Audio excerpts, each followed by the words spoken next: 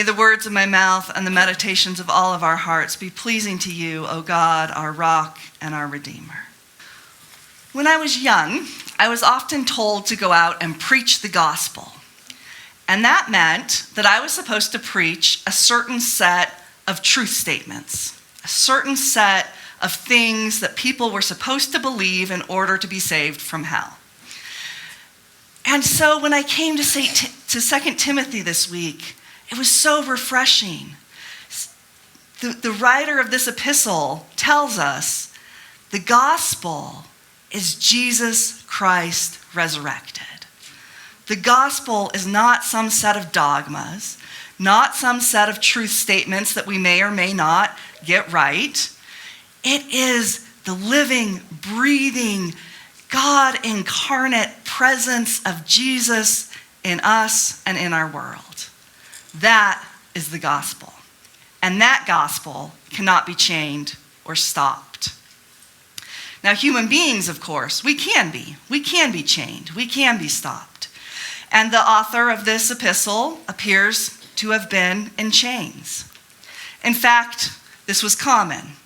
In the Roman Empire at the time, anyone who stood up to Rome, anyone who protested the injustices happening, anyone who said, in fact, that they would not give blind loyalty to the leaders, they would not worship the emperor, because Christians especially knew their loyalty was only to Christ, their worship was only to Christ, the likelihood of ending up in chains or dead was very high. And so he is in chains. And yet he says the gospel is not. Jesus Christ, the presence of Jesus, continues on. And then we come to this lovely hymn, which I need to read because I can't remember it. It's just written as a saying, but probably it was a hymn that the early Christians sang together. If we have died with him, we will also live with him. If we endure, we will also reign with him. If we deny him, he will also deny us. If we are faithless, he remains faithful. He cannot deny himself. Well, those first two lines, how hopeful and beautiful they must have been to an embattled early Christian church. That knowing that even if they die, even if they suffer death and chains for their faith, for refusing to do what the Roman Empire wanted them to do, they would live with Christ. If they endured, if they did what they knew they needed to do, they would reign with Christ. But then we come to this troubling third line. If we deny him, he will also deny us. Well, that's uncomfortable and unsettling enough that I almost decided not to preach on this passage. But I can't do that every week. So, sometimes I have to deal with the hard passages. So I thought about, well, what does this mean? Because we are a people who believe in grace. We are a people who believe that, yes, we will fall, we will fail, we will deny Christ. And yet we believe we are a people who are forgiven, that Christ's grace will scoop us up and restore us, that love and mercy are at the heart of all things. And I thought of two stories in the Gospels that talk about denying Christ. The first probably comes to your mind as well, is Peter. Peter is told by Jesus, yeah, you're going to deny me 3 times. And Peter says, no, I would never, ever do that. And then as soon as Jesus is arrested, as soon as it starts to get hard, as soon as people start to recognize him, he says, oh, I don't know him. I didn't follow him. That must be somebody else. And he does it 3 times.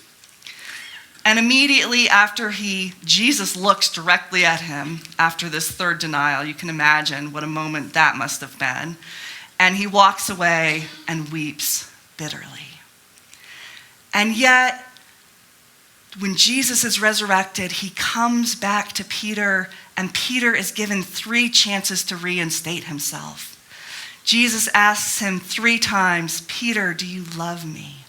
And each time Peter says, yes, Lord, I love you. And eventually Jesus says, on this rock I will build my church.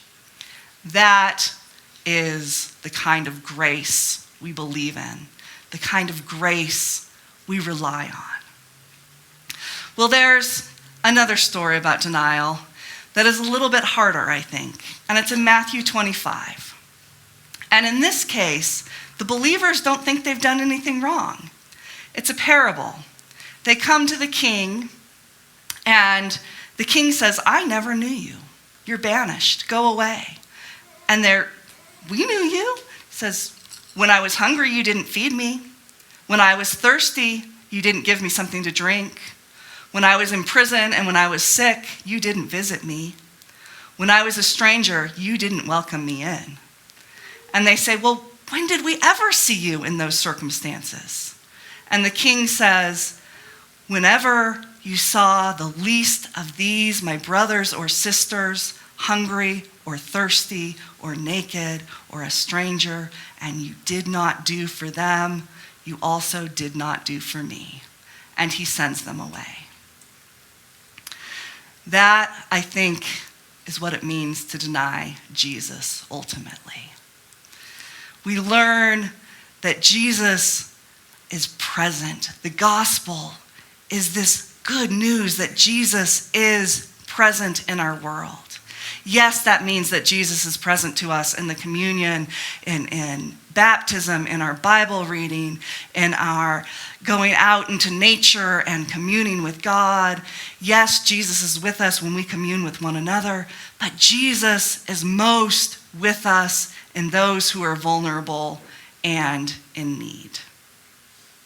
And we are in a time right now where we are denying Jesus.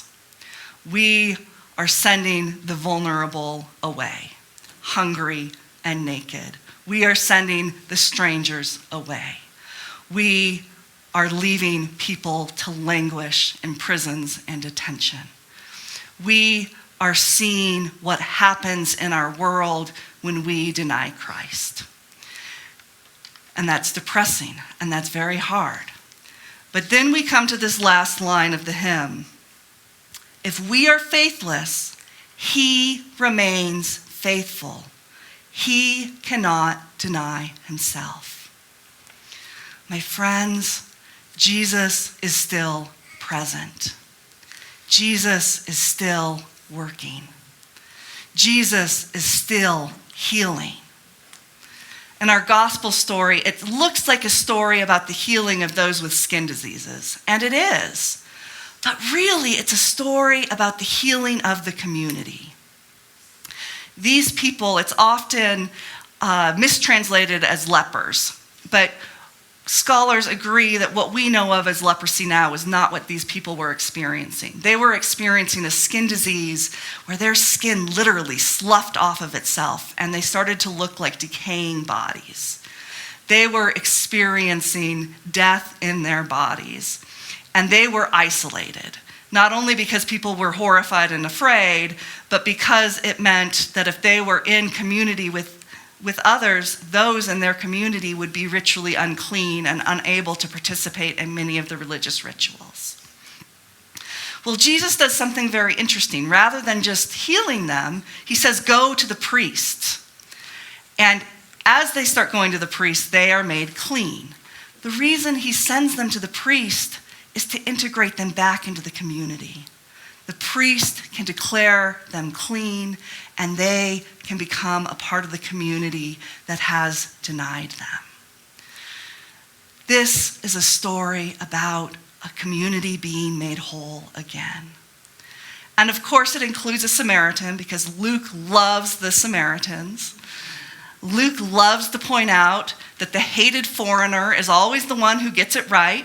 The hated foreigner is the one who the community most needs to hear from, and the Samaritan is commended for his faith. So not only are these men who have a sick a sickness brought back into the community. But the Samaritan is told, your faith has made you well, and clearly the Samaritan belongs to the community. Jesus is faithful, even when it looks like things are terrible. The writer of 2 Timothy, in chains, seeing his community persecuted, knew that Jesus was faithful. We can know too that Jesus is faithful, and that every time we reach out to the hungry, to the sick, to the stranger, to the one in prison, we meet Jesus. Jesus will remain faithful. We are invited to do the same.